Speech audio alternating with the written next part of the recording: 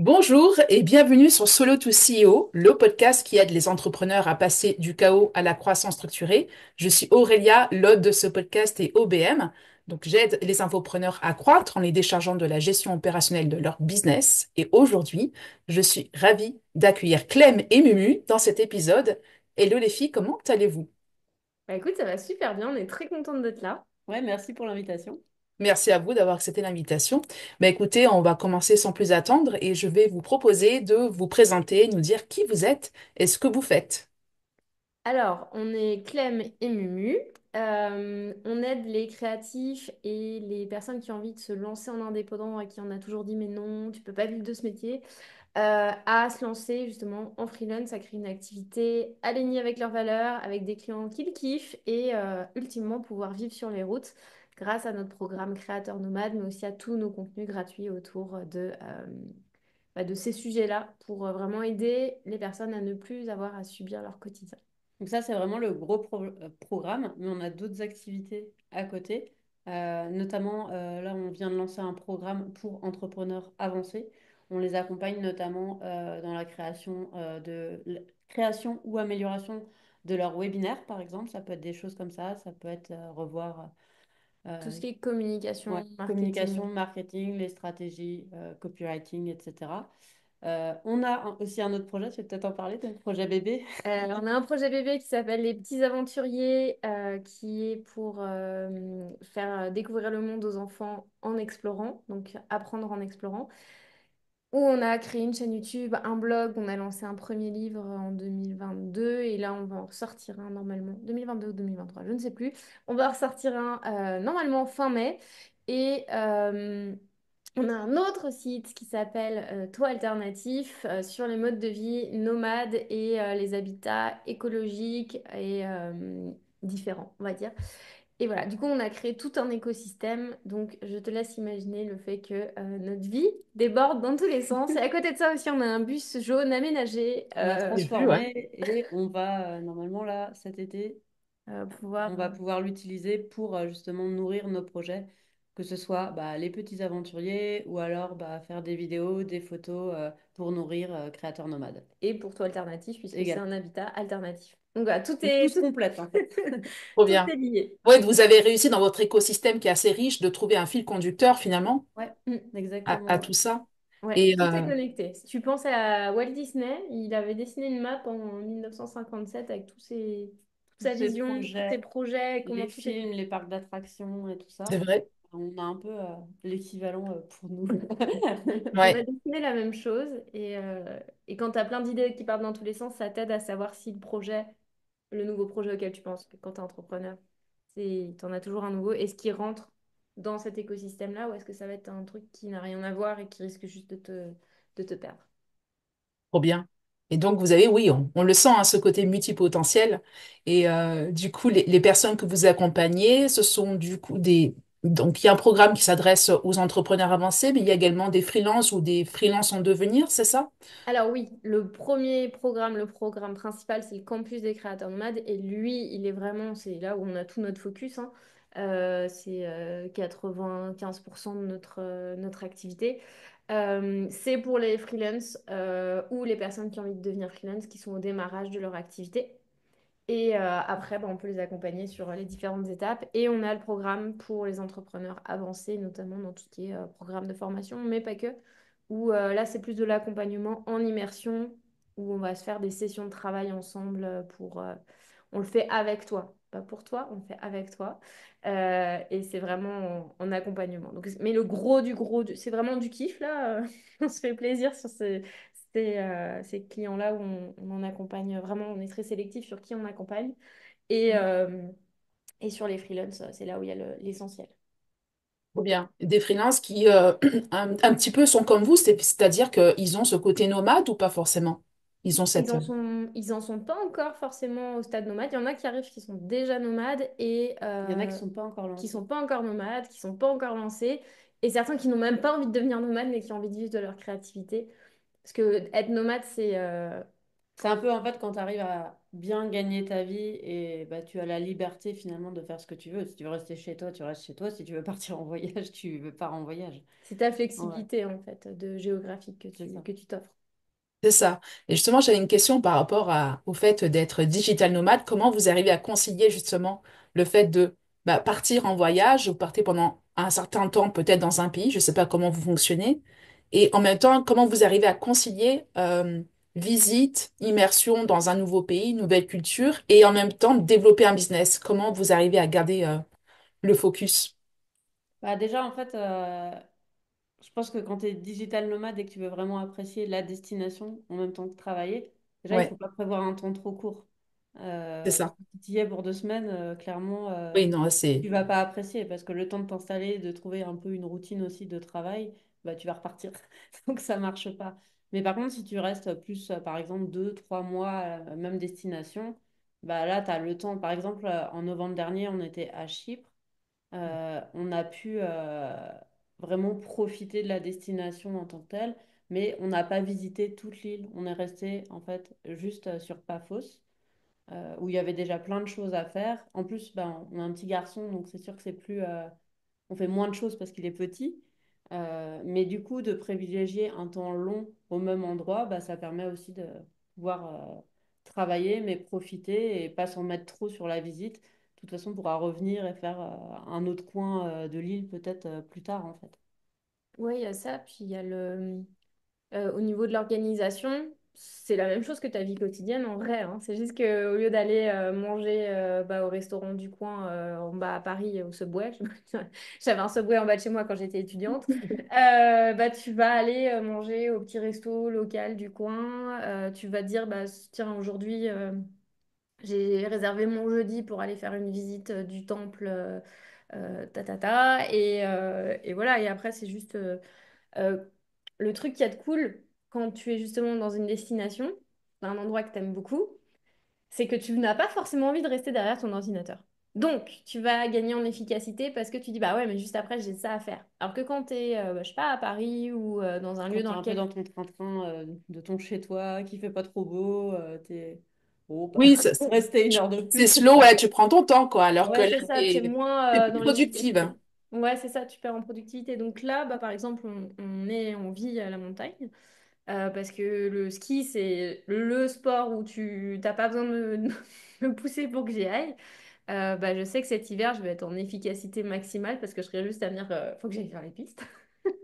Donc c'est ça, c'est aussi ton cadre de vie va te rendre aussi plus productif. Et la flexibilité d'être indépendant, justement, d'être à ton compte, te permet de choisir aussi, bah, par exemple, si on prend l'exemple du ski, bah, peut-être tu voudras y aller le mardi parce qu'il n'y a personne sur les pistes, il va faire beau et tout, donc tu arranges aussi ton agenda comme ça, quoi. Ouais. Et vous bougez combien de fois par an? Ça dépend des années. On a des années où Mm. on est resté un peu coincé de par la grossesse ou de par le Covid, etc. Et l'année dernière, on a Bah, les deux voyagé. dernières années, on a énormément voyagé, on était 6 à 8 mois par an sur les routes. Mm. Là, on a besoin de se poser un peu plus en temps long aussi, parce que je ne le cacherai pas, c'est quand même fatigant d'être bah, jamais chez soi, jamais dans ses affaires. Euh, Souvent, on voit beaucoup des digital nomades qui découvrent, ils sont c'est génial, c'est fantastique et tout, mais après 2, 3 ans full-time, ils reviennent quand même à un camp de base. C'est ça. Mm. Et puis nous, là, on a besoin un petit peu de se poser. On va continuer à faire des voyages et tout, mais En Europe, mais je pense que ça va être des plus courts, ouais. plus ponctuels. Euh, et ça va être un moment pour redécouvrir l'Europe, parce on dit ça, mais tu sais, on part dans 2 mois. Dans 3 mois, on repart pour faire un voyage Au Canada. en bus. Donc en fait, on dit ça, mais en vrai, c'est juste que c'est notre normalité et on se dit qu'on va se calmer, mais en vrai, non. Oui, Donc c'est ça, mais on a quand même le souci d'avoir toujours un camp de base pour revenir. c'est ça. Parce qu'on C'est parlait ça. déjà de voyager au mois de novembre, au mois de... Ouais. Non, je pense qu'on va continuer. Trop bien. Et du coup, pour concilier avec le petit, comment c'est quoi? C'est l'école à la maison? Comment Bah vous, là, il est encore petit, donc il il n'y est a encore pas encore petit. y a pas encore d'obligation. Puis les... Donc, c'est pour ça qu'on en profite. Ouais, D'accord. aussi. Puis au Canada, c'était très tard l'école, mais il y avait des garderies. Tu peux t'arranger avec les grands-parents, qui sont très contents de le prendre en vacances. Tu peux aller dans des lieux où il y a des garderies touristiques. Tu peux, bah, il y en a une qui travaille pendant que l'autre s'occupe du petit. Enfin voilà, il y a Ouais, toujours vous arrivez moyen à... de s'organiser. Et ce qui est génial, c'est qu'il est, ouais, je pense qu'il a voyagé dans 11 pays depuis qu'il est né. Euh, et en fait, il découvre le monde sans frontières et c'est drôle parce qu'à peine 2 ans, il disait déjà thank you dans les restaurants, il C'est essaye de ça, c'est hyper partager. riche pour un... Ouais. Ouais, c'est ça. Donc, Il reconnaît le Colisée dans des il livres. reconnaît le Colisée dans les... Ouais, c'est ça, il dit ah, la maison cassée, nanana, il reconnaît, donc c'est génial. En fait, ça l'ouvre beaucoup et ça lui permet bah, aussi de s'adapter bah, à différents environnements. Là, il est content, on a une maison, on est posé, c'est cool. Mais Mais du coup, il est aussi très sociable avec oui. les autres enfants Il de est son prêt âge. à redémarrer assez vite. En moins d'une semaine, il est comme un poisson dans l'eau. Donc, c'est assez chouette pour ça. Trop bien. Superbe. Et donc, niveau business, alors, quelles sont vos intentions, vos objectifs d'ici de la fin de l'année ou pour 2026? Alors, l'année dernière, on a une année de croissance explosive. On est passé en 12 mois de 185 000 euros à 740. On a fini l'année à plus de 800 000 euros de vente, quelque chose comme ça. 850 000. Bref. Du coup, c'était une année Assez challengeant. très challengeante, vraiment. Ouais, là, c'est de l'hyper-croissance, là, pour le coup. Ouais, Ouais. ça a été. Et du coup, l'équipe a beaucoup grossi. Et en 2 ans, on a fait x8. Ouais. Donc, juste pour donner un peu de croissance, ça a été, de contexte, ça a été très. On peut se dire, waouh, trop bien, génial. Je me souviens quand j'ai écouté des podcasts avec des gens qui racontaient de ça, je disais, waouh, incroyable. Mais en vrai, c'est beaucoup, beaucoup, beaucoup de challenges qui s'offrent à toi. Ouais. Euh, Challenge émotionnel, challenge de structure, de temps, d'organisation, et le tout avec un enfant qui est lui aussi a des Et on est en gestions voyage. d'émotions à avoir à 2 ans. Euh, Tout en étant en voyage, ça Tout apporte en étant, plus ouais, voilà. de complexité. Du coup, là, pour 2025, en fait, notre objectif, c'est un petit peu de consolider cette croissance. Toujours comme on va grossir, mais moins vite, je pense. Et consolider l'équipe. Notamment bah, bien structurer un petit peu les responsabilités, les rôles de chacun, mais aussi bah, tout ce qui est process en fait. On est déjà dedans en fait, mais vraiment améliorer ça au maximum pour qu'on ait bah, les process de l'entreprise pour que ça roule et que nous, on se dégage du temps en fait, Et de plus en que, plus. en fait, l'enjeu, c'est de réussir à faire en sorte, parce que quand tu fais une hypercroissance, il faut réussir à faire en sorte que ce que tu livres, ça soit toujours de super qualité et que tu aies toujours des super résultats auprès bah, des personnes qui te font confiance pour les accompagner. Donc, l'enjeu, c'est de s'assurer qu'on a un max d'études de cas de membres parce qu'ils réussissent. Donc, garder la qualité, garder la proximité aussi, pas forcément directement avec nous, mais avec les membres de l'équipe, parce qu'on peut pas être partout tout le temps, mais qu'il y ait toujours ce sentiment de je suis important parce que je fais partie de ce programme-là et j'ai des personnes pour s'occuper de moi bien, et qu'il y ait vraiment une cohésion qui se fasse, tout en bah, continuant de maintenir la croissance de l'entreprise pour s'assurer bah, de pouvoir rémunérer l'équipe, de pouvoir investir dans d'autres projets. Parce que quand on dit waouh, on a fait 800 000 euros, c'est pas dans notre poche. 800 Eh oui, 000 euros, c'est investi pour avoir de l'impact. C'est fait pour qu'on puisse toucher un maximum de personnes, aider un maximum de salariés tristes dans leur travail, qui sont en conflit avec leur conjoint parce qu'ils sont pas bien, ils rentrent à la maison, ils sont énervés, etc.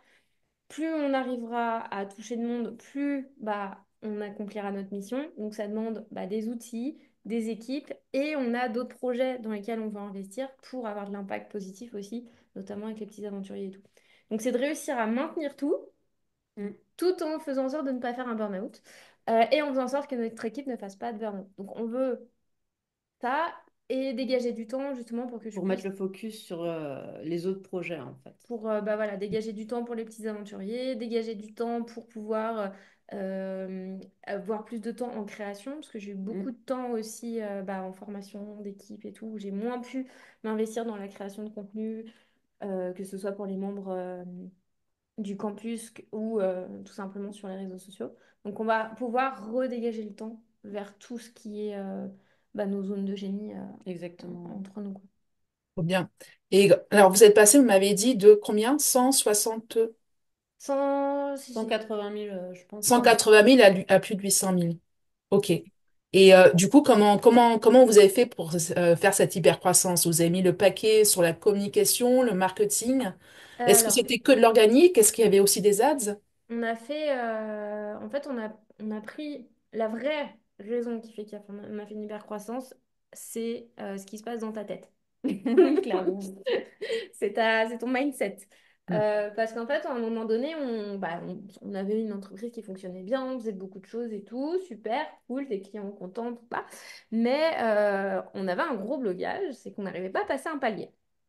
Eh ben, qu'est-ce qu'on fait? Pourquoi ça marche pas? Pourquoi on passe pas le palier et tout? Et en fait, on avait un plafond de verre et on n'arrivait pas à le dépasser. Donc là, on s'est dit, ok, on va se dire pourquoi on n'arrive pas à le dépasser. Et donc, tu peux avoir plein de blocages dans ta tête. Par exemple, annoncer ces chiffres-là sur un podcast ou euh, sur scène, c'était quelque chose pour moi qui était impensable avant. De dire que notre entreprise générait ce chiffre d'affaires, c'est oh, mon Dieu, mais tu te rends compte, on est la pire, enfin, tu vois, la pire espèce de dire ça. Ça générait beaucoup de, voilà, tu as des croyances sur l'argent à un moment donné qui peuvent te bloquer. Euh, donc il y a cet élément-là, en tout cas, où on a beaucoup, beaucoup travaillé dessus. On a tendance aussi à se fixer des objectifs dans la vie en disant, ouais, bah, on va essayer de faire 100 000 cette année. Donc tu mets le Mm. paquet pour aller aux 100 000. Mais tu ne dépasseras pas le Tu ne 100 000, hein. dépasseras pas 100 000 parce qu'en fait, tu vas faire les actions pour aller vers le 100 000. Donc à un moment donné, on s'est dit, vas-y, on va à 200 000. Ok, Eh ben, on a fait 200 on 000. a fait 200, 200 000, Non, même, je pense qu'on avait fait, on avait dit, 250. on va faire on avait fixé un objectif, on avait fixé, on va faire entre 200 et 250. Ben, on a fait 225. C'est vraiment, Ah oui, c'est pas donc là, plus. c'est là que Et c'est vraiment son après, mindset. je Ouais. me souviens, j'étais assise à un moment donné dans le salon, Mumu était assise dans les escaliers, je dis, bon, l'année prochaine, on fait 750. Elle me regarde, elle fait, mais comment tu veux qu'on fasse ça? Je sais pas, mais c'est l'objectif, parce que si on arrive à atteindre ça, ça veut dire qu'on arrivera à débloquer les projets, à investir dans d'autres projets, à investir dans l'équipe et tout. Euh, Ça veut pas dire que nous, notre salaire a fait x8, tu vois, c'est vraiment ça. Où c'était, ok, la boîte, en tant que telle, on va aller faire ça. Eh ben, on l'a fait. Parce qu'on a pris les actions qu'il fallait. Donc, Mm. déjà, c'est avant de te dire on met le paquet là, c'est OK, on doit Avant aller. n'importe quoi, ouais, c'est un déblocage mindset.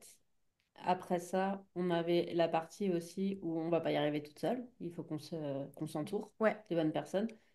Parce que Clem, par exemple, elle a eu beaucoup de mal à déléguer la partie montage vidéo, qui est très chronophage. Et quand elle faisait du montage vidéo, parce une de nos vidéos, ça, je sais pas, ça te prenait 20 heures au moins. ouais, ça prenait un peu. Selon les vidéos, entre 20 et 30 heures, puis après, il y a la création de vignettes, etc. Et du coup, c'était du temps qu'on ne mettait pas non plus sur la stratégie marketing et commerciale. Du coup, bah, on avait des bons contenus, un bon organique. Mais après, bah, si on ne vend pas derrière, bah, il n'y a pas non plus de chiffre d'affaires qui se passe. Donc là, ouais, c'est ça. Le premier step, ça a été un peu aussi de déléguer le montage vidéo pour Clem et pour moi, de prendre une assistante opérationnelle aussi qui me soulage sur beaucoup de choses. Euh, Notamment bah, tout ce qui est le support des membres, etc. Toutes les messageries qui me prenaient énormément de temps. Et donc on a eu ça. On a décidé aussi de mettre le focus sur le réseau d'entrepreneurs. On s'est dit, bon, Mm. on était un petit peu isolés de par là où on était, du fait d'avoir un petit bout de chou, tout ça, bref, on s'est dit, ok, cette année, on fait connexion et on se fait aussi entourer de personnes qui ont soit traversé les mêmes choses que nous, soit qui ont un regard différent, qui ont de l'expérience et tout. Donc, on a mis un énorme focus. Et à un moment donné, je me suis rendu compte que moi, je paniquais au niveau de l'argent, de par mon histoire personnelle.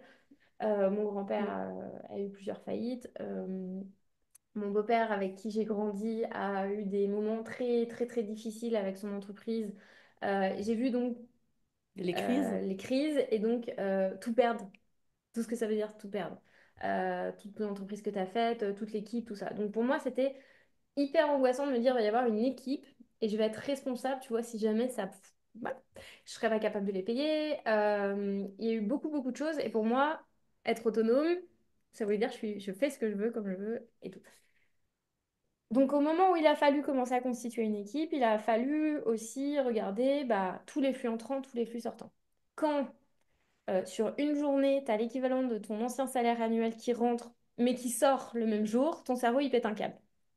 Il se dit, qu'est-ce qui se passe? Je comprends pas. Puis en plus, on travaille autant, on gagne, nous, personnellement, moins parce qu'on a moins de rentabilité. Il y a des personnes dans l'équipe qui rentrent. Donc là, je commence à paniquer, à me dire, en freelance, tu vois, c'est facile. Parce que ce que j'ai T'es pas tout dit, c'est qu'à seul. la base, moi, Mm. je suis directrice artistique, directrice de création. Et donc, j'avais des clients, j'en avais 4-5 par an, je vivais très bien de cette activité. Et donc, facile, tu as un chèque qui rentre, voilà, tu le mets dans ton compte, tu fais. Mais là, là, tu Ouais. as, je sais pas, 300 transactions par mois qui rentrent, qui sortent, ça part dans tous les sens. Et je sentais que je perdais le Ouais, c'est ça, tu fil. as les campagnes, par exemple, de pub que tu payes, mais c'est en décalé. Donc, C'est on ça. avait un peu, on perdait un peu le fil là On sur se nos faisait- finances et tout. On on n'était était au pas doigt sûr. mouillé. Ouais, c'est ça. Et c'est là qu'on s'est dit, bah, faut aussi qu'on se fasse aider sur ce côté-là pour remettre de la structure et reprendre le contrôle de nos chiffres. Parce que ça, c'est Mm. super important, passer à un certain niveau. Faut être au taquet sur tes chiffres et savoir exactement d'où viennent tes ventes, d'où viennent les personnes qui te font confiance, où est-ce que l'argent part, est-ce que tu le mets au bon endroit ou pas. Et c'est en faisant cet exercice-là, par exemple, nous, on dit à YouTube, c'est notre focus principal, c'est notre cœur. On a mis en place des systèmes pour bah, savoir par où les personnes du campus entraient, par exemple. Et là, on découvre que, bah non, en fait, c'est Instagram où on est. Instagram, c'est pas Ça notre nous priorité. passionnait pas plus C'est que pas ça. notre priorité et tout, Instagram, non. Et en fait, Instagram fait 3 fois plus de revenus que YouTube. Mais si tu le sais pas, si tu n'analyses pas tes chiffres, si tu prends pas le temps de prendre bah, ton rôle au sérieux de CEO ou d'intégrateur, tout ça, et que tu prends pas le temps de regarder ce qui se passe exactement dans ta boîte, comment elle est nourrie, bah, tu sais pas ce qui va en sortir. Donc déjà, d'avoir cette analyse-là, ça nous a dit bah, où est-ce qu'on met des budgets, Euh, qui on met dans la team et à quel endroit. Et à partir de là, bah, c'est sûr que tu peux faire une croissance sensée parce que tu sais que si tu mets un là, tu vas récupérer de là. Alors, sur la publicité, c'est un petit peu plus... tu as de l'attrition qui se fait parce que plus tu touches un grand volume, plus ta rentabilité baisse. Euh, mais au moins, tu sais que enfin, tu sais ce qui fonctionne, ce qui Mm. fonctionne pas. Et ça a été un gros changement. Et là où on n'a pas trop l'habitude dans l'écosystème, c'est qu'on est très multicanal. Ouais. On fait de la publicité, on fait de l'organique. Sur de l'organique, on est sur plusieurs blogs, Plusieurs chaînes plusieurs YouTube, chaînes plusieurs YouTube. comptes Insta, plusieurs tout. Et pour traquer justement ces différentes sources d'acquisition, vous utilisez quoi pour traquer, pour savoir bah, d'où viennent vos prospects en termes de volume? Tout simplement via les formulaires d'inscription. Ah d'accord. Ok. Voilà, On super les simple. duplique autant qu'il y a de canaux. Mhm. Et après, on a un système, on a monté un système Airtable. Ouais. Je pense que tu avais une question autour de ça. C'était quel est le process, un des premiers Ouais. que vous avez mis, une première automatisation. Alors au début, Mumu, elle écrivait tous les... Bah, au début, on commençait. Donc, on a fait juste un tableau Excel, en fait, avec, bah, par exemple, toutes les ventes qui rentraient. Mais elle aimait bien taper J'aimais bien au elle début. aimait bien, tout ça, elle aimait bien jouer à la marchande. Et taper toutes les adresses. Je t'ai mis, tu sais qu'on peut l'automatiser. Et Mumu qui dit, touche pas à mon tableau, tu fais à côté et tout. Donc on Bah, a moi, j'étais, tu dupliques avant de tout péter, c'est sûr. Et au final, bon, ça commençait à beaucoup bouger. Puis on a vu que justement, erreur humaine, hein, t'es dans un tableau, il y a de l'erreur aussi qui se fait. Donc on a dit, OK, on prend le truc, on va se former sur Airtable. Et on a fait un tableau de suivi, enfin un système qui fait que maintenant, on peut avoir très facilement savoir bah, les analyses de lancement, où est-ce que ça a fonctionné, où est-ce que ça a pêché au niveau des pubs, au niveau de l'organique. Et en fait, ça, c'est super précieux parce que des fois, quand tu fais un lancement ou que tu as une campagne, tu vas dire, ah, ça n'a Mm. pas marché. Émotionnellement, il y a quelque chose qui n'a pas marché. Ça y est, tu es prêt à tout détruire. On fait plus d'organique, c'est fini, c'est l'organique. Là. Et en fait, tu prends ton tableau, tu le regardes et tu dis, mais non, en fait, c'était pas du tout ce que je pensais. C'était l'intuition que j'avais n'était pas la bonne. Mhm. C'est Parce que ça. souvent, on dit en entrepreneuriat, écoute ton intuition. Oui, mais Valide. valide quand même ton hypothèse sur ce que tu crois que. Et tu peux tester des nouvelles choses avec ton intuition, c'est trop top. Mais à un moment donné, à un certain niveau de chiffre d'affaires, c'est important vraiment bien comprendre tes chiffres parce qu'il n'y a plus que toi qui est en jeu. Il y a ton équipe, il y a tes clients et c'est pas le moment de faire comme ça. C'est ça, exactement. Et là, aujourd'hui, vous savez à peu près la proportion en termes de chiffres, de volume, ceux qui viennent des ads et ceux qui viennent de l'organique? Bah, ça dépend vraiment des campagnes qu'on fait, des lancements Ouais. qu'on fait. Il y a des fois où ça va être 70% pub, des fois ça va être 20% pub. D'accord, ouais, ça Ça, dépend des ça lancements. dépend. Ouais. Ouais, ça Moi, ça, dépend de c'est Donc, tout. vous variable. fonctionnez par lancement? On fonctionnait. On Et depuis... fonctionne. En fait, on fait. Cette année, c'est une année de test. On a fait des bootcamps. Donc ça, c'est Euh, des gros challenges sur 10 jours qu'on faisait, mais c'était quand même assez demandant. Très, très demandant, c'est très drainant. Parce qu'en fait, je faisais quasiment 25 heures de live par bootcamp sur une période de 10 jours, plus l'équipe qui était au taquet pour aider les participants, etc. Et on ne savait pas trop combien on en ferait sur l'année, on en faisait au feeling. Puis au mois de janvier, on en a fait 5 l'année dernière. Et au mois de janvier, on a pris la décision d'arrêter ça. On verra si on en refera. Pour l'instant, j'ai pas envie. Donc, Mais on n'en fera pas sur une cadence de 5 par an, ça c'est non. sûr, là, parce que c'est beaucoup trop. C'est trop fatigant Ouais. pour nous et pour l'équipe. Là, on est plus parti sur... Bah, en fait, on ouvre ouais. des. En fait, ce qu'on fait, c'est on offre l'opportunité pendant une durée donnée à quelqu'un de nous rejoindre. Puis s'il ne nous rejoint pas, tant pis. On Hmm. offre la place à quelqu'un d'autre. Et D'accord. on On teste teste. aussi des nouvelles offres. Euh, Oui, on s'amuse. En fait, ouais, cette année, différents l'idée, c'est de programmes. s'amuser. Voilà, vous testez. Ouais. Ouais, on s'éclate. Exactement. Et ça fait du bien. Super. Parce qu'on a fait 50 bootcamps, c'est Ouais. bien. Ils sont trop top, hein, les gens sont super contents. On sait qu'il y a plein de personnes qui se sont lancées via les bootcamps, même sans rejoindre le campus, donc on sait que ça a de l'impact. Mm. Mais là, on a besoin de penser à nous aussi un peu. C'est important. Trop bien.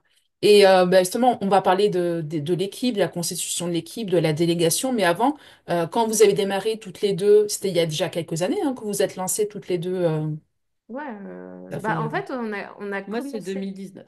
mais on a commencé à collaborer Oui, sur des projets ensemble. Notre tout premier blog, il était sorti ensemble en 2014.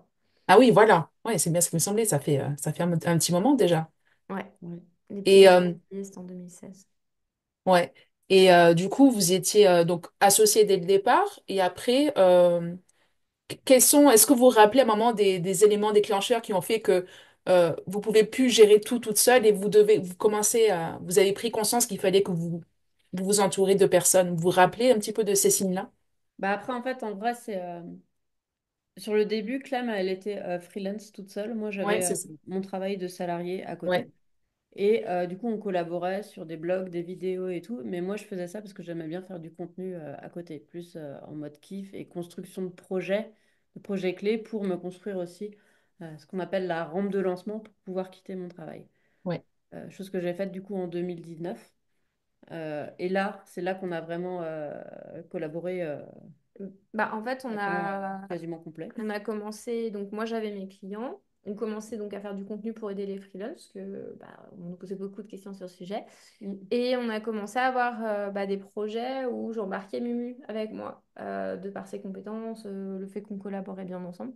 Ce qui est drôle, c'est qu'au début, quand on s'est rencontrés, moi j'ai dit jamais je collaborerai avec toi. Et moi, pareil. Et puis finalement, si. Et du coup, bah, ça a permis de commencer à travailler ensemble. Mais pour moi, c'était difficile. Parce que moi, j'avais mon business depuis 2008 à côté. Enfin, j'ai fait full-time freelance. Des fois, j'ai fait en étant en agence. Mais là, de confier des missions de mes clients à quelqu'un, même si c'était une perte de contrôle. C'est les créatifs, on a tous un ego à dire c'est moi qui dois le faire, je dois le faire, c'est mon truc. Dire bah, vas-y, fais-le. C'était compliqué. Mais T'as laissé la place. j'ai décidé de laisser de la place, de te laisser de la place, de faire à Mhm. ta façon. Et après, quand on a commencé à monter le programme du campus, là, on a été bah, toutes les deux impliquées à 200%. Ouais. Là, Euh, c'était peut-être un peu plus facile aussi parce qu'on était toutes les deux à l'origine, donc on l'a construit vraiment ouais. ensemble. ensemble en discutant et tout depuis le début. Donc c'est sûr, c'est Mm. plus facile que sur la partie, qu'on va dire, plus service freelance, quoi, Mm.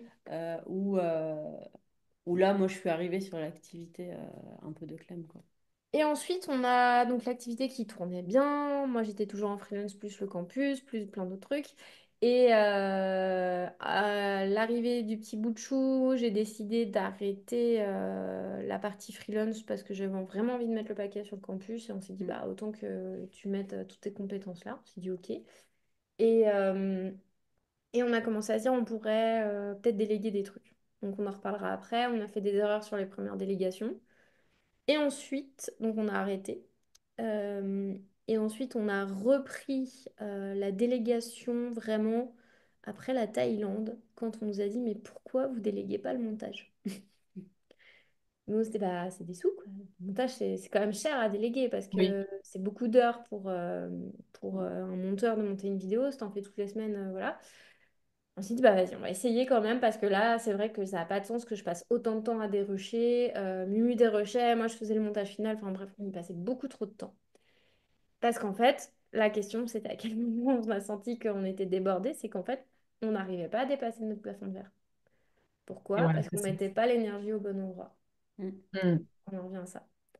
Parce que c'est pas parce que je travaillais 14 heures par semaine. Parce que ça, de base, c'est mon kiff. Mon travail, c'est mon kiff. Donc, il n'y a pas de souci.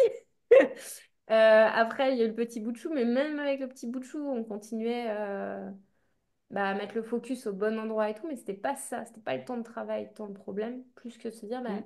en fait, on n'arrive pas à dépasser un truc. Pourquoi? Parce qu'on ne met pas l'énergie au bon endroit. Le fameux plafond de verre. Voilà. Yes. Et donc, ouais, tu disais, c'est quoi l'erreur que vous avez commise en termes de délégation? C'est quand on a On en a deux types deux types. Le premier type, ça a été de déléguer des tâches à faible ROI. Euh, qui n'allaient pas changer la face du business, en fait. donc, typiquement, te dire que tu vas déléguer tes vignettes Pinterest, c'est pas c'était le truc que j'avais pas le temps de faire, ok, mais c'est pas ce qui va changer notre activité. Et du coup, comme c'était pas une tâche qui était à forte valeur ajoutée, à retour sur investissement, bah, Mm. c'était pas non plus là où j'allais mettre mon focus. Il fallait que je refasse des vérifications de vignettes, etc. C'était pas là où j'allais passer du temps pour former la personne, lui expliquer.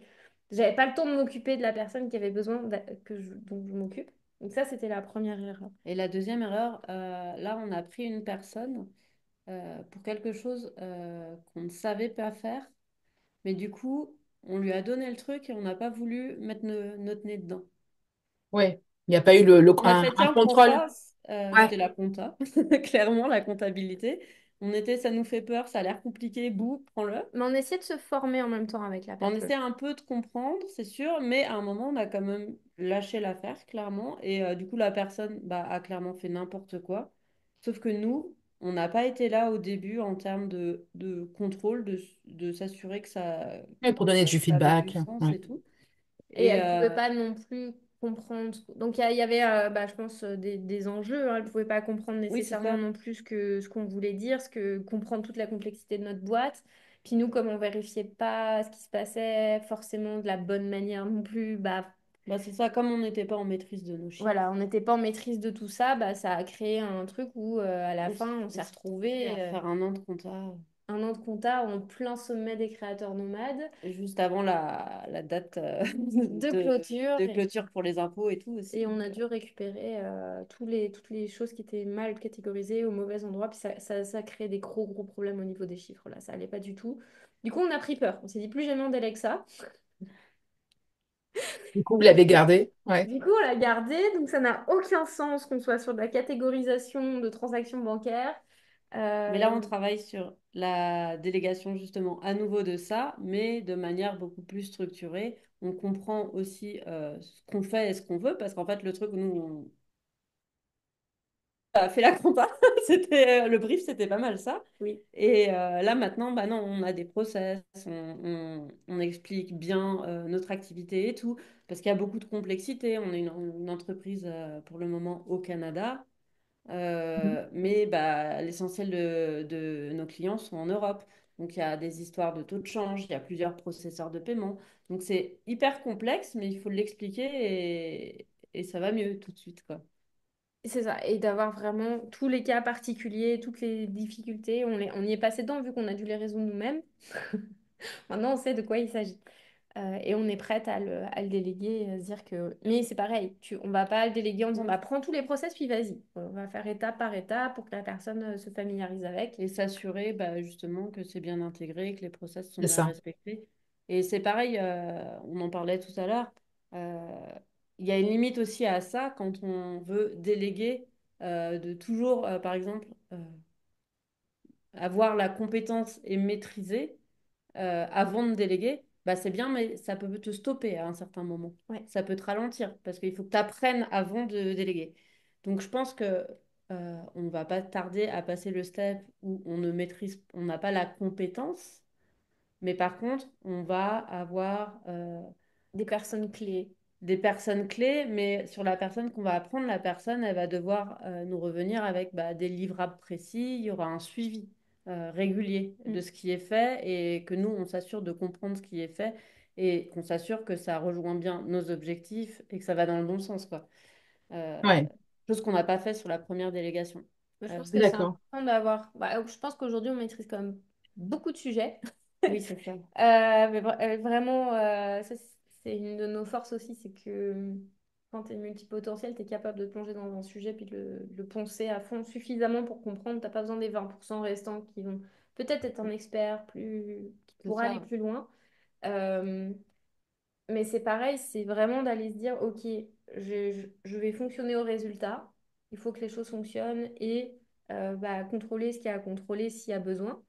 Mais c'est ça, c'est de trouver des personnes clés où tu sais que ça a fonctionné, mais il faut que la personne, tu prennes le temps avec elle c'est de ça. comprendre ce qui s'est passé, de comprendre ce qu'il met en place, pourquoi de telle manière, et pas se dire, ouais, ouais, c'est bon, il le fait, il gère. Ouais. Et du coup, Pas que- comment vous organisez? Vous faites des réunions avec votre team Bah, je pense que ça va passer par des réunions, des suivis de KPI précis qui sont Hmm. déterminés à l'avance d'une embauche en général, c'est ça. Bah, Euh, avec l'équipe actuellement, comment on fonctionne? On a plusieurs cas de figure, soit ça va être des projets one-shot ou ponctuels, ou qui tournent en continu. Par exemple, avec les coachs et mentors du campus, il y a eu une grosse phase d'onboarding, de formation, bah, comment fonctionne la méthode. Moi, je les mm, accompagne sur les lives qu'on fait avec les clients pour qu'ils voient comment ça marche. Puis après, on fait un live où c'est eux qui animent. Moi, je suis pas, je suis juste dans le chat et je n'ai pas le droit de réagir, mais j'anime toujours une fois ou de mon micro. Et après, on les laisse en autonomie et chaque client peut dire après sa session comment il se sentait, ça a changé quoi et tout. Donc, on est capable de voir s'il y a eu un problème ou pas sur la session. Et notre coach va faire un débrief aussi. Donc c'est trop cool parce qu'on peut suivre l'avancée des élèves mm. et voir bah, si le coach a eu un problème, ils savent qu'ils peuvent venir nous voir. Dès qu'ils ont un enjeu, ils savent qu'ils peuvent venir nous voir dans le Slack. Et il y a un système où ils mettent à jour la fiche de chaque participant. Donc il y a beaucoup d'asynchrone sur cette partie-là. Mais on fait quand même des rencontres bah, trimestrielles, on va dire. Ouais, c'est ça, des rencontres trimestrielles avec l'équipe. En tout cas, l'an dernier, on a raté des trimestres. Là, cette année, on est vraiment sur la volonté d'aller sur des rencontres trimestrielles pour vraiment bah, rappeler c'est quoi, vers où on va, c'est quoi les objectifs et comment on va les atteindre et bah, qu'est-ce qu'on attend aussi de l'équipe pour les atteindre. Et C'est hyper important de le rappeler et de définir un petit peu la feuille de route, quoi. Et de garder Ouais. la motivation aussi. Pourquoi on fait on, ça, c'est hyper important. On est aussi disponible bah, quand on voit qu'il y a un enjeu, on se fait un appel pour les aider à le débloquer ou c'est ça, Mm. on essaye d'être disponible On a des, tout en offrant de l'autonomie. ouais, on a des appels, bah, du coup, des rencontres d'équipe, mais on va aussi faire des appels individuels, Mm. euh, minimalement une fois par an, pour s'assurer que bah, tout va bien, mais aussi voir avec la personne si elle a envie de prendre plus de responsabilités dans l'équipe. C'est des choses Ouais. aussi où on est assez attentive. Ok. Et, ouais. Et par rapport à ça, tu vois, on sait que des freelances, hein, on travaille qu'en équipe de freelance. Euh, Justement, votre équipe est composée de quel profil et comment vous l'avez constituée? alors, c'est des freelances Hmm. pour la plupart et enfin pour tous en fait. C'est tous des freelances. Tous des Ouais. freelances, mais après on a des personnes qui sont des agences, donc qui nous accompagnent sur certains Hmm. sujets. Mais du coup, c'est pour la plupart des anciens membres du campus des créateurs en maths. Enfin, ils sont toujours membres du campus, donc c'est des personnes qui ont cartonné avec le campus, qui ont des super belles expériences Qui ont une très et bonne connaissance du programme aussi. qui connaissent super bien le programme et la réalité de nos membres. Donc, notre assistante opérationnelle, Manon, bah, c'est une des membres du campus. Elle a été sélectionnée sur tout un processus où On a fait plusieurs on tests. a fait plusieurs étapes. Il y a eu une étape de questionnaire assez poussée. Après, on a fait une présélection avec un test, enfin une série de tests qui étaient rémunérés où on avait sélectionné, je pense, 10 personnes. 5. 5. Ouais, on 5. avait sélectionné 5 personnes et on leur a demandé d'aller plus loin en faisant un test plus poussé qu'on a rémunéré. Et suite à ça, on a gardé 2 personnes qu'on a passées en entretien en fait. Et du coup, c'est maintenant qui a eu le poste.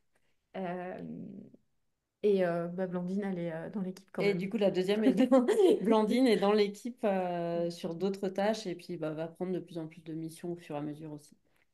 Donc Euh, là, vous avez une assistante opérationnelle, des coachs et des mentors. ouais, alors, on a Comment ça va, Lisa Camille? qui est en montage vidéo permanent, on a Léa qui nous aide ponctuellement sur le montage, on a Manon en assistante opérationnelle, on a Maëlle qui vient de nous rejoindre sur la partie comptabilité, euh, Assistante assist- administrative et elle fait le backup de Manon quand Manon est en week-end ou en vacances. on a Amandine qui est CM, on a Céline, Marjolaine, Marjolaine, Fanny, Fanny, qui sont coachs dans le campus. On a aussi Hugo et Blandine qui sont là en soutien pour la communauté, mais aussi pour la partie appel avant les inscriptions, appel de candidature. Et à savoir que parmi les personnes qui font des appels de candidature, il y a aussi des coachs, notre CM et tout, parce qu'en fait, c'est un... c'est ça. Amandine a aussi un rôle de coach vis-à-vis des Oui, réseaux c'est vrai sociaux. aussi. En fait, on a l'avantage Ils d'avoir sont... finalement une équipe de multipotentiels Voilà, qui aime c'est bien faire ça. plein de choses. Du coup, nous, on les forme aussi à plein de choses.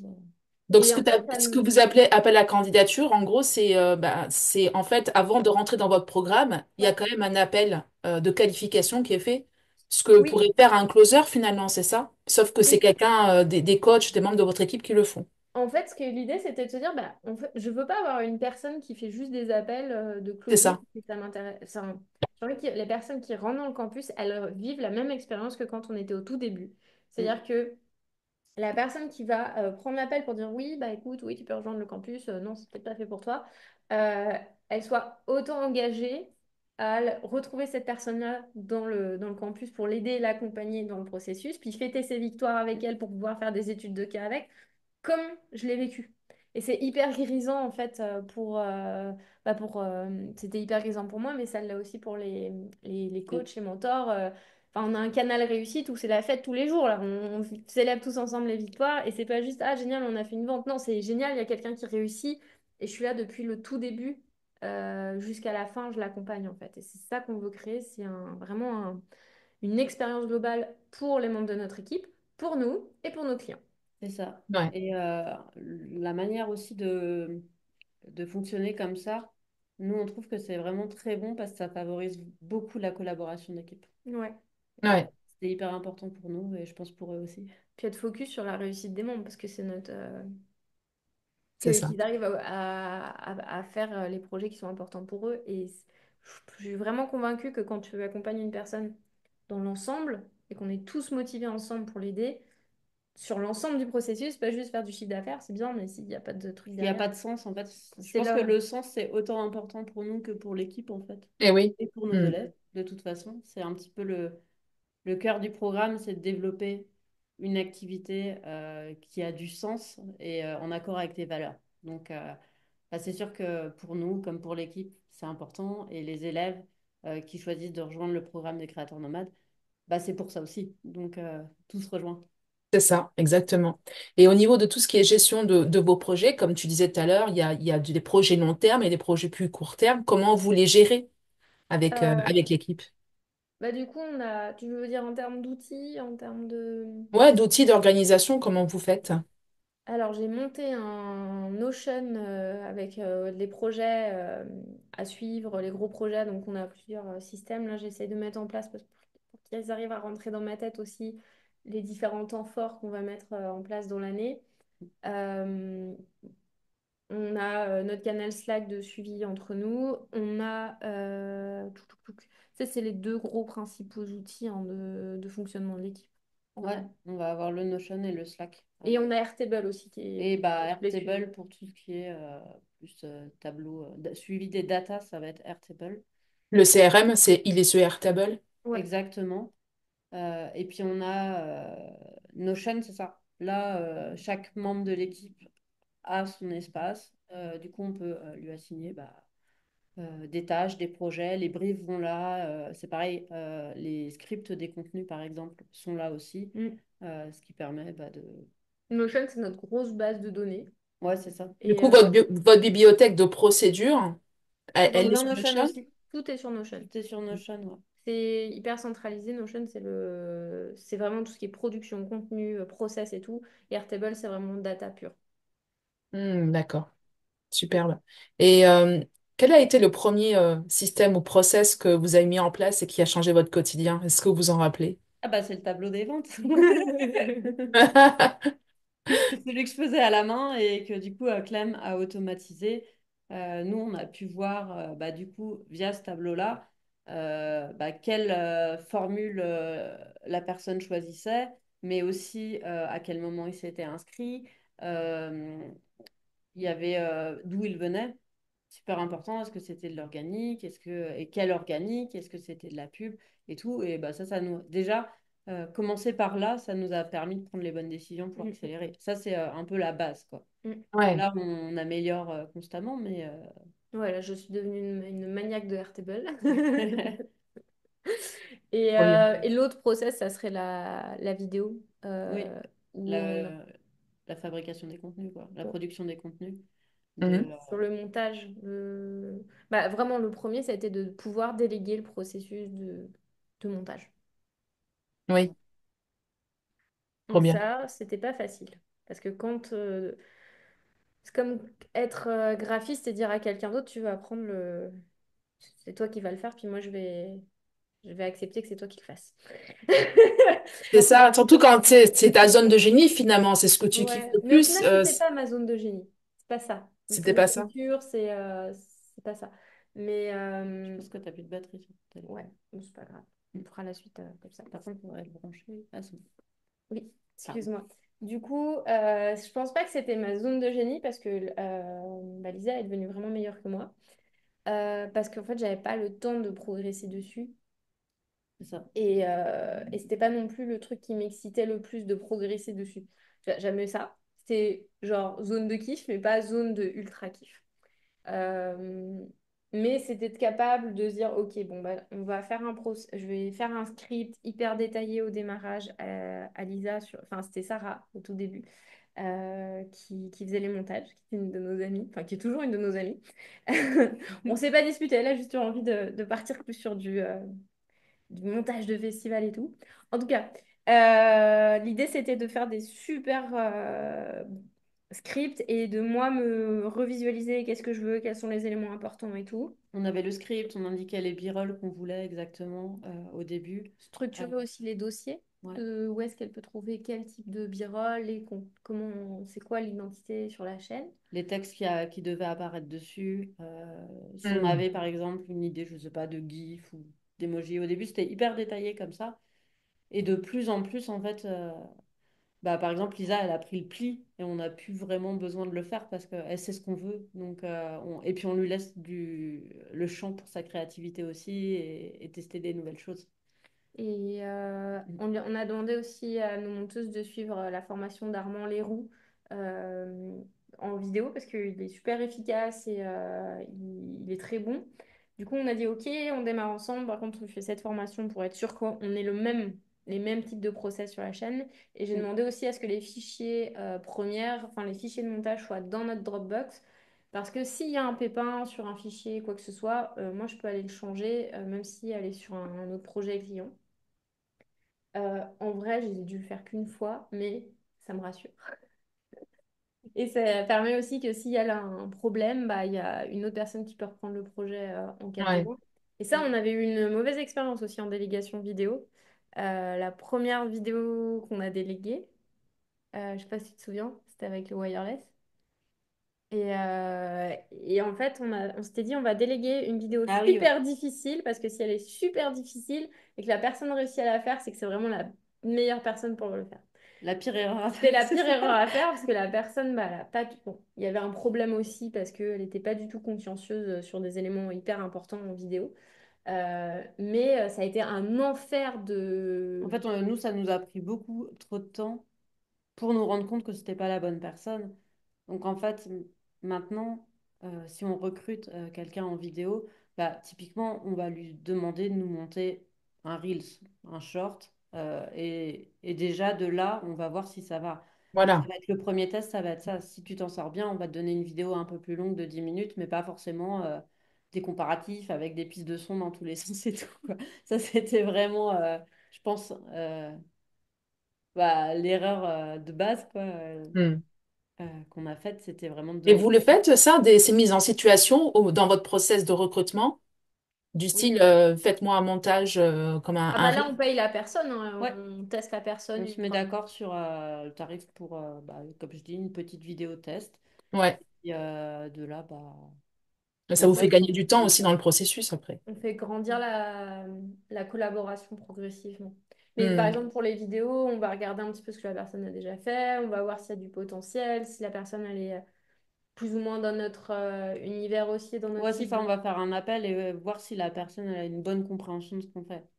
Parce que c'est hyper important, quoi. Mm. Si la personne ne comprend pas, parce que par exemple, sur la partie qui est ce qu'on appelle l'infoprenariat des programmes et formations, il faut que la personne comprenne un petit peu ce milieu, parce que sinon, Ouais, c'est quand même plus compliqué, quoi. Oui. carrément. Et puis qu'elle comprenne notre cible, c'est quoi les Mm. références à mettre, par exemple, Ouais. embaucher un, un monteur vidéo qui aurait 18 ans, alors que notre cible, elle a plutôt 35 ans, avec les références, ça va être Buffy contre les vampires, lui, il l'aura pas, tu vois.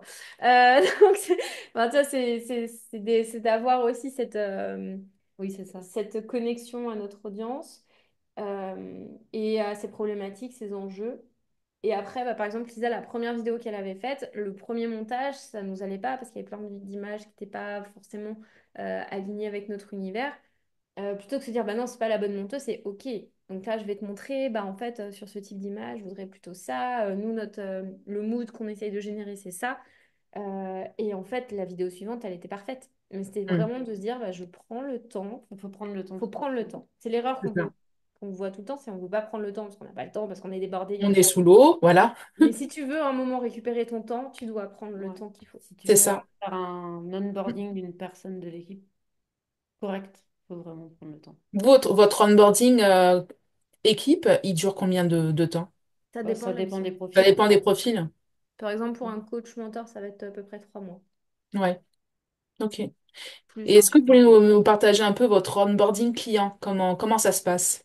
Bah, c'est très simple. La personne, quand elle s'inscrit sur le campus, On reçoit automatiquement ses elle accès. reçoit ses accès automatiquement. Après, il y a Il n'y a pas de virement qui est fait, hein, pour s'il y a des grosses sommes ou pas. Tout passe par Stripe ou par un ça dépend. GoCardless ou... Non, on a plusieurs processeurs. On a plus. Là, on va pas rentrer dans le détail parce que ça va partir dans tous les sens. Ouais. J'ai fait un arbre décisionnel là, il y a pas longtemps pour montrer à l'équipe par où ça passe, etc. Donc, on va avoir du Stripe, du PayPal, du GoCardless, du Wise, de l'Interac s'ils sont au Canada. Ça dépend de s'ils payent Ah par oui. Ça carte. dépend du pays, en fait. Ça dépend Ah du oui, pays, oui. ça dépend de s'ils payent par carte ou s'ils payent par virement. Enfin, Et du coup, s'ils payent par virement, après, d'ailleurs, comment le processus va se dérouler, les automatisations notamment? Bah, en fait, quand une personne s'inscrit, on utilise la plateforme qui s'appelle Stripecard, donc par Stripe ou PayPal, il passe par Stripecard. Donc, toutes mes automatisations commencent par Thrivecart. Ouais. Donc, en fait, ce qu'on fait, tout simple, c'est bah, quand tu t'inscris sur le campus, tu vas recevoir par virement, tu vas recevoir une facture euh, via notre outil QuickBooks, mais on va te faire un coupon pour que tu puisses rentrer dans le Thrivecart et donc que toutes En fait, tu as un coupon de réduction du montant du virement. Et du coup, ça permet à la personne de rentrer Ah. là comme s'il achetait. Et du coup, bah, il a tous ses accès comme Et s'il tout achetait se déclenche après automatiquement. depuis Ouais. Thrivecart, en fait. Ouais. Comme ça, il n'y Du a coup, pas on les besoin. fait tous passer par Stripe à un moment. D'accord. Donc les virements, en fait, ils vous font un virement, mais après, voilà, vous donnez un coupon de réduction du montant pour qu'ils puissent voilà, se s'onboarder sur Thrivecard. Et après, ça génère toute la chaîne Ouais, d'onboarding. ouais, c'est ça. Et les accès qui se déclenchent, etc. C'est ça. Parce Il y a qu'au les début, on le accès. faisait à la main, puis on oubliait toujours, machin, puis ça n'avait pas de sens d'essayer de redéclencher tout à chaque Entre fois. les différents accès, parce que là, pour le moment, on est sur deux plateformes de formation. On en a une plus pour la communauté et une pour les programmes. L'objectif, justement, de cette année, c'est de passer que tout sur une, maintenant qu'ils ont les options qu'on veut. Donc ça va aussi simplifier l'onboarding. Mais grosso modo, une fois qu'ils se sont inscrits, ils reçoivent leurs accès automatiquement. De là, il Et y a la une... facture aussi, elle est générée automatiquement?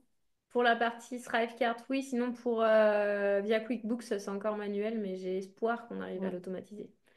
Mais bon, vu que on travaille bientôt, là-dessus. voilà, il y a Parce que encore. vous onboardez en moyenne combien de clients en termes de volume? Est-ce que c'est gérable par mois? Bah pour les virements, ouais, c'est gérable. D'accord. C'est Ok. gérable. Et parce que l'essentiel reste quand même par Stripe et PayPal. Ouais.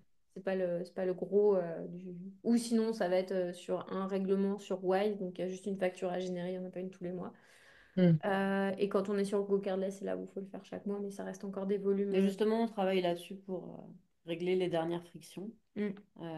Et puis une fois que les gens ils sont rentrés dans notre système, qu'ils ont reçu les emails et tout, aussi ce qu'on fait, c'est qu'on les invite à un live de démarrage. Ouais. Là, bah, du coup, on a un coach qui les accueille et qui va leur expliquer le fonctionnement du programme, leur donner un petit, les faire travailler déjà sur leurs premiers objectifs pour qu'ils les atteignent. Et aussi, bah, s'ils ont des questions plus relatives aux outils, bah, pour bien les orienter, leur montrer le fonctionnement de tout ce qui est à leur disposition. Trop bien. Et il y a un module aussi on a mis un module dans la formation qui explique tout, comment, parce c'est compliqué il y a beaucoup de choses dans le campus. C'est très très riche, donc C'est très riche, donc pour pas qu'ils se perdent, ils ont un module pour bien comprendre comment ça fonctionne. Et dans l'espace communauté, c'est pareil, il y a un endroit FAQ pour les aider. Et, euh, et on est assez présent aussi pour Et pour gérer la communauté, comment vous utilisez quoi comme outil? Circle. Circle? Ouais, Hmm. quasiment depuis le lancement de Circle, on est dessus. Ok, super. Et les automatisations, du coup, qui est-ce qui les gère? C'est toi? C'est moi. Ok. C'est moi. C'est moi la geekou de service. Et du coup, c'est quoi l'automatisation qui vous a fait gagner le plus de temps? Bah, comme on t'a dit, hein, c'est vraiment la gestion, c'est le Airtable, là, c'est Ouais. notre Airtable, là, c'est récupérer les données, les mettre au bon endroit, tout ça, et c'est même enfin, un système d'automatisation qui est encore en cours de développement, parce qu'il y a plein de choses où je me dis, tiens, ça, on pourrait le relier à ça, et ça va nous permettre de faire ça. Donc ça, c'est le gros. Et quand tu parlais des formulaires tout à l'heure, par rapport aux différents systèmes, différentes sources, des personnes, des clients qui vont onboarder, ils vont remplir un formulaire. Ce formulaire, tu l'as fait, tu l'as produit depuis Airtable. Non, le formulaire, il est via notre autorépondeur. Ah, d'accord. Ok. Tout Ok. simplement. Donc, c'était quand tu te connectes, que tu dis Ouais. tu veux télécharger le tel truc, bah, c'est via l'autorépondeur, c'est le formulaire de l'autorépondeur qui, euh, Hmm. qui est connecté. Et puis après, ben, tu peux aller lire les informations qui vont avec. Superbe. Et je voulais savoir comment vous répartissez les rôles entre dirigeantes. Qui fait quoi? Est-ce qu'il y a un profil plutôt qui se dessine plutôt CEO et visionnaire et l'autre plutôt intégrateur? Comment vous gérez? Clairement. Ouais, après, je pense que Non. voilà, on a toutes les deux un peu une touche visionnaire intégrateur. Ouais, Par exemple, tout le côté automatisation, gestion technique et tout. c'est clair. Même quand on a fait le sommet, j'avais fait toute l'organisation, la planification des lancements. Souvent, c'est moi qui le mets en place. Ouais, c'est toi qui Mais set c'est les Mumu dates. Mais souvent, mais en me consultant aussi. Voilà. Mhm. Après, je fais le gros machin, puis c'est Mumu qui va regarder, me dire si ça a du sens, ce qu'on fait, puis après, elle va dérouler. Exactement. Du coup, moi, j'ai plus quand même, t'as quand même plus la casquette CEO visionnaire, en vrai. Et moi, j'ai plus la casquette intégrateur, où je m'assure que Pareil. ça livre. Mumu, sur les projets, moi, j'arrive en mode, j'ai une idée! Et Mumu elle me dit, oui, mais comment? Voilà, c'est ça où on sait que c'est plus moi C'est une question de caractère. Ouais. qui arrive avec les stratégies, Là, c'est oui, mais comment et pourquoi? voilà, et qui questionne beaucoup, et moi qui arrive en mode, non, mais c'est bon, on le fait, on se pose pas de questions, on fonce, et voilà. Donc, on a, je pense, naturellement Enfin, nos rôles se sont définis très naturellement au final. Et pour la C'est ça. création de contenu, j'en fais beaucoup, mais Mumu en fait, elle a envie d'en faire. Ouais, c'est ça. Et c'est notre objectif, c'est qu'on se dégage du temps sur la création. Mumu est plus carré, structuré, les contrats, tout ça, C'est ça. les dates. C'est pas moi. Tous les contrats et les organisations bah, de calendrier, ça, c'est clair que c'est plus. Moi, une organisation de calendrier avec moi, c'est. Je sais pas pourquoi maintenant, c'est. Je te dis une date, mais c'est plus la bonne et ça marche pas. Donc, je n'ai quasiment plus le droit de toucher au calendrier.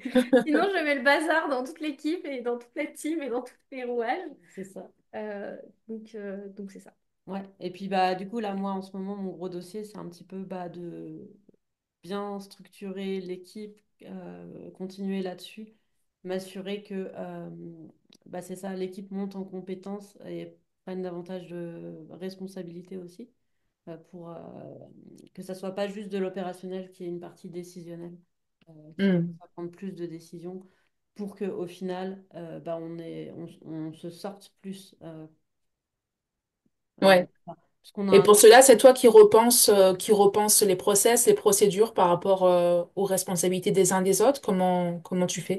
On le fait ensemble, ça. Ouais. Parce que bah, justement, Clam, elle a eu beaucoup dernièrement la partie marketing commercial, donc hyper importante. Mais bah, c'est ça. C'est vraiment un échange constant par rapport à ça. C'est comme les process. Moi, j'en documente, Clam en documente. Et c'est vous qui les mettez à jour. C'est pas forcément la personne Ah qui non, fait qui va les mettre à jour. si. Une Nous, on fois Ah qu'on oui, a fait donné, ça le après, là, process. oui, après, non. Tu sais, les interfaces changent, les trucs changent, donc non, c'est oui, plus. c'est ça. Non, non, on fait une fois, on explique le processus, puis si besoin, il faut qu'il soit mis à jour. Trop bien. Bah écoutez, on arrive déjà à la fin de ce podcast. Je vais vous laisser le mot de la fin. Si un entrepreneur veut passer de solo, d'indépendant à dirigeant qui s'entoure d'une équipe, aller en espace de 6 mois, quelles seraient les 3 actions clés qu'il devrait mettre en place selon vous? Alors, la première, c'est regarder les tâches en ROI donc qui sont les plus importantes dans ta boîte que tu n'as pas Là où, nécessairement besoin de faire, que tu peux déléguer. ouais, c'est ça. Là où tu es le goulot d'étranglement, finalement, tu vas être vraiment le truc où ça coince, où tout le monde est en train d'attendre après toi, et qui est hyper important pour croître ton business. C'est vraiment d'identifier, pour commencer, ces spots-là. Ça, c'est Ouais. hyper important.